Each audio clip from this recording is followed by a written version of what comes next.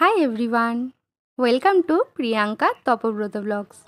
আশা করছি তোমরা সবাই খুব ভালো আছো আর আমাদের এই পাহাড়ের ব্লগগুলো খুব এনজয় করছো। আমরা এখন চারকোল ভিউ পয়েন্ট থেকে হোমস্টেতে ফিরছি। হোমস্টেতে ফেরার পর সবাই মিলে কী করলাম তা থাকবে ব্লগের এই পার্টে। আশা করছি তোমাদেরও খুব ভালো লাগবে।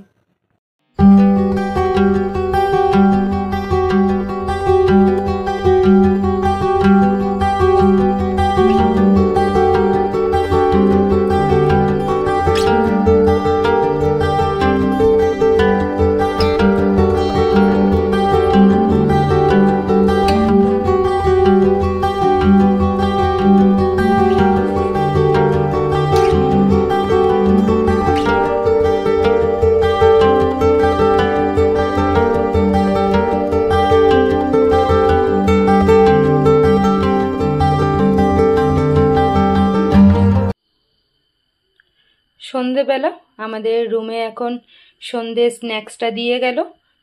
এটা কিসের পকোড়া বুঝতে পারছি না, তবে আমার মনে হচ্ছে যতদূর এটা ভেজ পকোড়া, আর সাথে দিয়েছে সস। এটাই হলো সন্ধ্যের টিফিন, আর বলে গেল যে চাটা দিয়ে যাচ্ছে। তো পকোড়াটা খাওয়া শুরু করি, তারপরে চা খাবো। ঠিক আছে, চাটা দিয়ে যাক। আর সন্ধেবেলাটা কেমন লাগছে বাইরেটা সেটাও আর কি তোমাদেরকে এখন দেখাই একবার।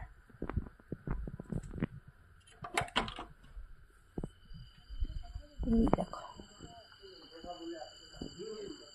দিনের আলোতে তো একরকম লাগছিল, তবে রাতটাও অনেক সুন্দর। আমি অনেককে বলতে শুনেছি ভিডিওতে, কিংবা যখন দেখা হয়েছে কেউ পাহাড়ে গেছে, তো শুনেছি যে রাত হলেই আর কি আর ভালো লাগে না, কেন জানি না এটা বলেছে। আমার তো অসম্ভব সুন্দর লাগছে, কারণ আমি রাত খুব পছন্দ করি। আমার রাত এমনিতেই পছন্দের, আর পাহাড়ের এই রাত আমি কি বলবো, অসম্ভব সুন্দর লাগছে। এই দারুণ লাগছে, দারুণ লাগছে পাহাড়ের এই রাতটা। এই হলো এই ব্যালকনির ভিউ, এই যে আমাদের গেট। ঠিক আছে, তো চলো এখন পকোড়াটা খাওয়া শুরু করি, তারপরে চা আসলে চা খাওয়া হবে। আর এখানে ওয়েদারটা বেশ ভালো, গরম নেই, একদমই গরম নেই।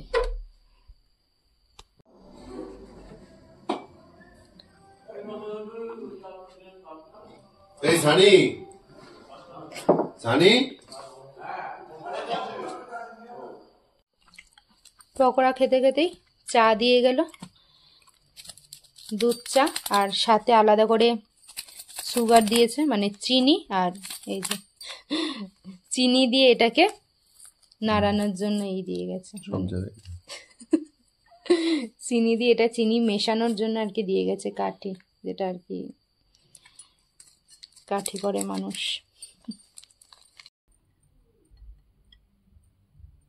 এই যে পকোড়া আর সস আর চা রয়েছে সাথে। এটা আমাদের পেঁয়াজি, তাই তো? ভালো লাগছে কিন্তু, না?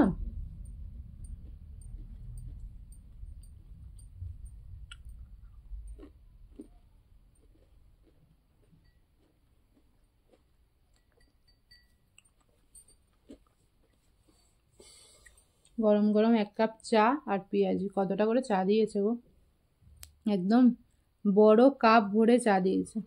পাহাড়ে এসেছে আর চা না খেলে হয়? এবার দেখো তো চাটা কেমন, অন্যরকম।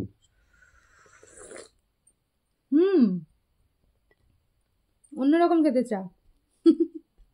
চাটা একদমই অন্যরকম খেতে, না কেমন আমি বলতেও পারবো না। গন্ধ আগে পাইনি, এইরকম চা আগে খাইনি।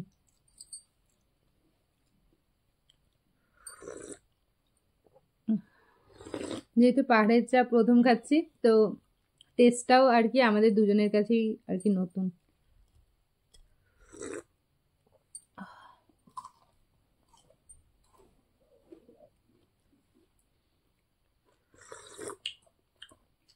চাটা একদম অন্যরকম, না? কটা খেলে তুমি পকোড়া? একটা খেয়েছি। আর একটা খাচ্ছ? আরে অত গুনতে হবে, তুমি খাও তো। ও আবার গুনছে, মানে ও যেন আমার ভাগেরটা না খেয়ে নেয়, বোকা বোকা কথা।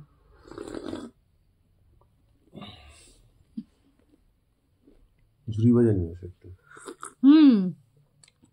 মা তোর জন্য কতটা ঝুড়ি ভাজা দিয়েছে, ঝুড়ি ভাজা নিয়ে আসি। ওর জন্য ঝুড়ি ভাজা পাঠিয়ে দিয়েছি, একটা কৌটোতেও ভরা রয়েছে, আর কৌটোতে যতটা ভরিনি সেটা আলাদা করে ঠোঙার মধ্যেই নিয়ে নিয়েছি। ওকে বললাম আগে ঠোঙারটাই খাও, কৌটোটা তো মজমজা থাকবেই, তাই না? ও এখন ঝুড়ি ভাজা দিয়ে চা খাক। চিড়ে ভাজা রয়েছে কতগুলো। আমি বললাম না নিয়ে তো যাচ্ছি, তবে কটা শেষ করে আর কি যাব জানি না, বাড়িতে হয়তো বেশিরভাগটা নিয়ে যেতে হবে, দেখা যাক। দুটো করেই আর কি প্যাকেট দিয়েছি চিনি, তাও কড়া চিনি নয়, এটাও হালকা মিষ্টি হয়েছে, কারণ আমি এর থেকেও চাই আর একটু মিষ্টি খাই। এখন বাজে রাত্রির 9:45। এখন যাব নিচে ডিনার করতে। এই সময় তো বাড়িতে জীবনেও খাই না, তবে এখানে আর কি এই সময় আর কি খাওয়া দাওয়া হয় পাহাড়ে, আর কি সব কিছুই আর কি তাড়াতাড়ি, মানে পাহাড়ে 9টা-10টা মানে অনেক রাত। আর এখানে এই বেশ ঠান্ডা রয়েছে, যার জন্য আর কি জ্যাকেটটা বার করে পরতে হলো। সবাই আর কি জ্যাকেট সোয়েটার পরে নিয়েছে কারণ ঠান্ডা রয়েছে। তো যাই, 9:45 বাজে, ডিনারটা করে নিই, তারপরে আর কি ঘুম তো হবে না, তারপরে আর কি একটু আড্ডা দেবো। তারপর রয়েছে এই রুমে, হয়েছে। High high by. এই ভালো করে বন্ধ করো দরজাটা এবারে, সাবধানে। বাইরেটা এলাম, পুরো মেঘ এখানটা, ক্যামেরাতে বোঝা যাচ্ছে না, এদিকটা পুরো ভাই এরিয়াটা পুরো মেঘ। চলো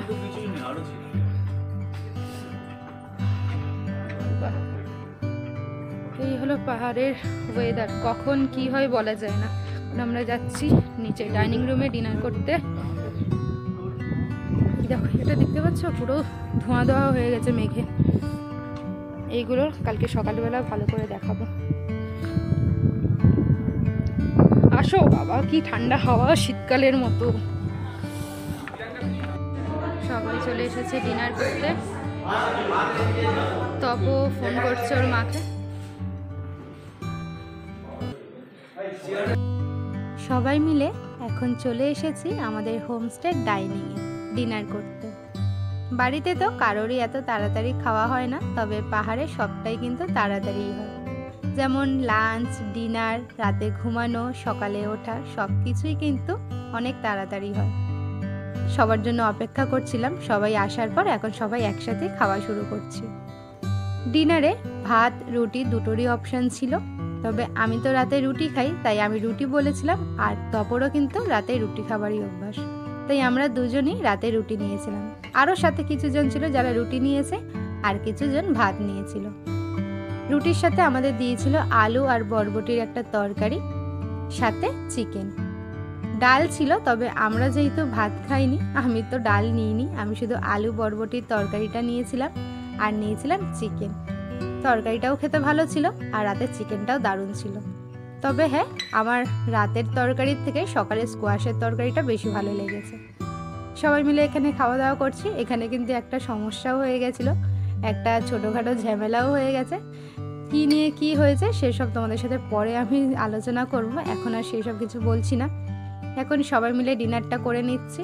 তো তপকেও দেখো, ও তো এখানে খাচ্ছিল, ও কিন্তু রুটি খাওয়ার পর অল্প একটু ভাতও খেয়েছে, আর আমি শুধু রুটিই খেয়েছি। এখানে সবাই মিলে গল্প করতে করতে ডিনারটা করে নিলাম, আর সবাই মিলে এখানে আলোচনা করা হচ্ছিল যে ডিনার করে ওঠার পর আমরা কিন্তু কেউ রুমে যাব না, আমরা যাব একটুখানি বাইরেটা হাঁটতে। রাতের পাহাড় তো অসাধারণ সুন্দর, আর এত তাড়াতাড়ি তো কারোরই শোয়ার অভ্যাস নেই, তাই আমরা রাতে খেয়ে উঠে একটু হাঁটতে বেরাবো। সামনে দেখো বাঘ বসে আছে, এই যে সামনে।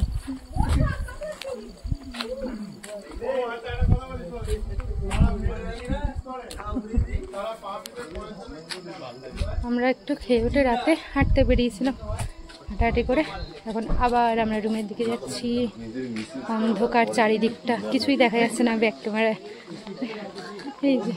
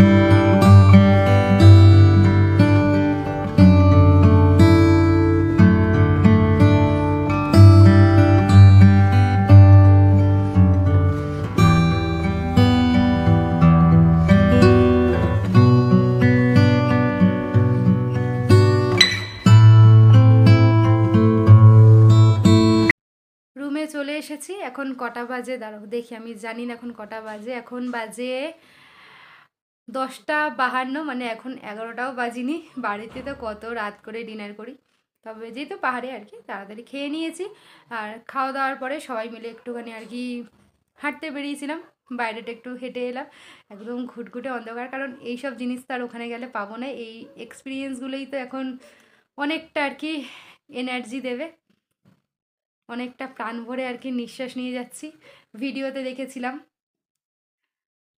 পাহাড়ে যখন রাত হয়, দূরের যখন লাইটগুলো জ্বলে প্রত্যেক বাড়িতে, ঠিক জোনাকির মতো দেখতে লাগে, এক একটা তারার মতো দেখতে লাগে। জোনাকির থেকেও বললে ভালো হয়, দূরের আকাশে যখন আমরা অনেকগুলো তারা একসাথে দেখি যেমন লাগে, একদম সেই রকম আর কি দৃশ্য নিজের চোখে দেখলাম। পাহাড়ের বাড়ি, হোটেল, আরও যা যা যে সব আলো জ্বলছে টিম টিম করে, অসম্ভব সুন্দর একটা দৃশ্য। সত্যি যতই আমরা ভিডিওতে দেখি, ফটোতে দেখি, নিজের চোখে দেখার যেই এক্সপিরিয়েন্স, যতই ক্যামেরা বন্দি করি, চোখে আর মনে যেটা বন্দি হয়েছে সেটা একদম জন্ম জন্মান্তরেও ভুলিব না। আমার কাছে এটা খুব টাচি, কারণ পাহাড় আমার কাছে অনেক কিছু। এটা আজকের নয়, মোটামুটি আমার যবে থেকে জ্ঞান হয়েছে, যবে থেকে বুঝেছি, পাহাড় সম্বন্ধে শুনেছি, তবে থেকে আর কি পাহাড়ের প্রতি একটা আমার আলাদা টান আছে। ফাইনালি আজকে সেটা পূরণ হলো, পাহাড় দেখলাম। প্রথমে যখন উঠছিলাম গাড়ি করে, সেই যে দৃশ্য আমি কি বলবো, আমার একটা জায়গাও ভয় লাগেনি, কিচ্ছু মনে হয়নি, অসম্ভব ভালো লেগেছে, অসম্ভব ভালো। আর আমার কোনো অসুবিধাও হয়নি। আর এই রাতের পাহাড় দেখলাম টিম টিম করে, মনে হচ্ছে কত কত কত তারা জ্বলছে আকাশে, অসম্ভব সুন্দর লাগলো। যাই হোক, ব্লগটা এখানেই এন্ড করছি। আমি জানি না ব্লগগুলো কটা পার্টে দেব, কতবার এন্ড হবে। আমি আর কি হয়তো ভয়েস দিয়ে দিয়ে এন্ড করতে হবে, তবে দেখা যাক কি হয়। তোমাদের সাথে যতটা পারবো ভালো করে গুছিয়েই ভিডিওগুলো পোস্ট করার চেষ্টা করব। আশা করছি তোমাদেরও খুব ভালো লাগবে। এখন সবাই মিলে আমরা আর কি আড্ডা দেবো, গল্প দেবো। এখন তো ঘুম হবে না, কারণ ঘুমাই আমরা অনেক রাতে, দেরি আছে। তো যাই হোক, আজকের ব্লগটা এই পর্যন্তই থাকলো।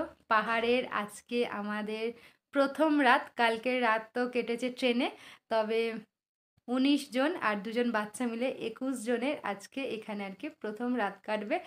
যাই হোক, অনেক কথা বলে ফেললাম, কারণ আমি প্রচুর ইমোশনাল এমনিতেই, আর পাহাড় জিনিসটা আরও বেশি আমার কাছে। আর কথা বলবো না, আজকের ব্লগটা এই পর্যন্তই থাকলো। আজকের ব্লগটা তোমাদের কেমন লাগলো অবশ্যই কমেন্ট করে জানাবে। আমি তো জানার জন্য খুবই উৎসুক হয়ে থাকবো, তোমাদের কমেন্টের অপেক্ষায় থাকবো। আমি কতটা ভালো করে দেখাতে পেরেছি জানি না, আর তোমাদের কতটা ভালো লেগেছে জানি না, তবে আমি আমার চোখ দিয়ে যা দেখেছি আমি কোনোদিনও ভুলবো না, জীবনের শেষ দিন পর্যন্ত। তো চলো, এখানেই এন্ড করছি। যদি ভালো লাগে লাইক কমেন্ট শেয়ার করে দিও। আর আমার চ্যানেলে নতুন হয়ে থাকলে, যদি আজকে প্রথমবার আমার ব্লগ দেখে থাকো আর তোমাদের ভালো লাগে, প্লিজ চ্যানেলটা সাবস্ক্রাইব করে পাশে থাকো। কালকে দেখা হচ্ছে পাহাড়ের আরও একটা নতুন সকালের ব্লগ নিয়ে, আশা করছি সেটাও তোমাদের খুব ভালো লাগবে। তো চলো, শুভরাত্রি, সবাই ভালো থেকো, সুস্থ থেকো, টাটা।